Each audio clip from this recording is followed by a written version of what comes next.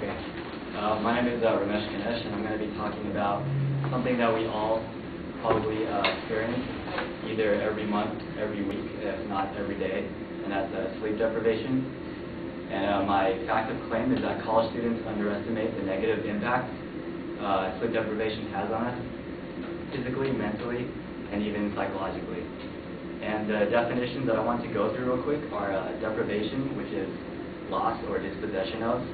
Impairment is a weakness from diminishment in ability. Ghrelin and leptin are both hormones that deal with our appetite, and ghrelin is, it controls our, not the satisfaction, but it stimulates our appetite, our need for food, our want of food.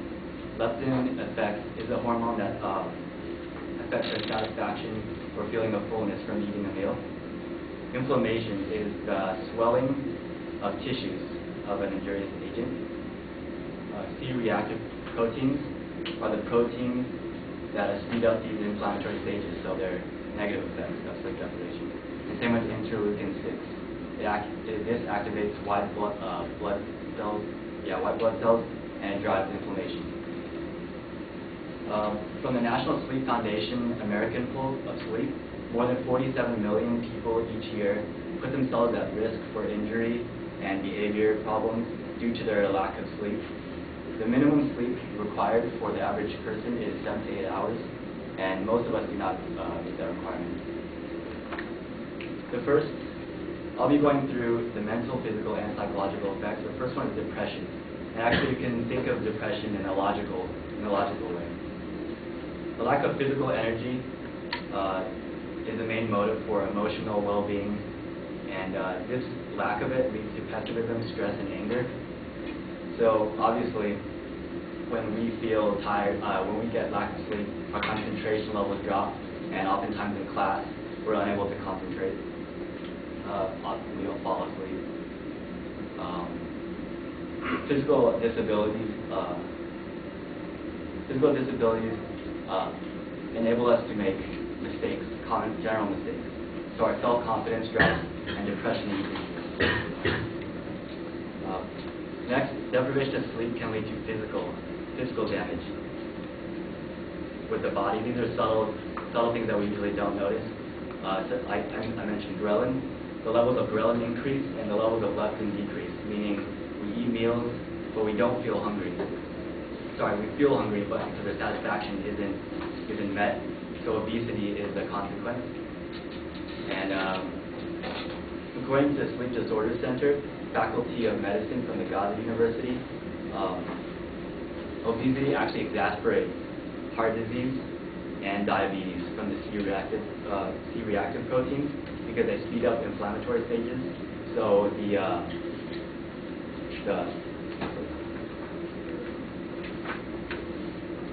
arterial damage to our heart actually increases our chances of heart failure by 36%. A study from Senior Journal, multi-ethnic study of atherosclerosis, found that out of 7,000 men and women, the ones who were obese experienced 36% more chances of heart failure, and they have higher blood levels of the interleukin 6, which did not create enough white blood cells to fight disease.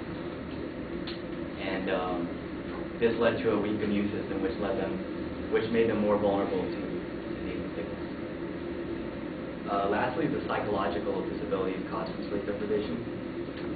When we sleep, there are main stages. The REM stage is a stage which enables us to consolidate and categorize memories. According to Hans P. van Dongen, PhD, he's a professor of sleep and chronobiology at the University of Pennsylvania School of Medicine. When people are put through chronic sleep deprivation, there's an initial response where they say, okay, this is not optimal, but I'll manage. They may feel only a little tired, but they have slower reaction time, weakened memory, and other thinking impairments. This is especially important for those of us who commute to school or drive, who have cars. Because of our lower concentration levels, when we're driving and there's a traffic jam, a lot of us tend to nod off and fall asleep.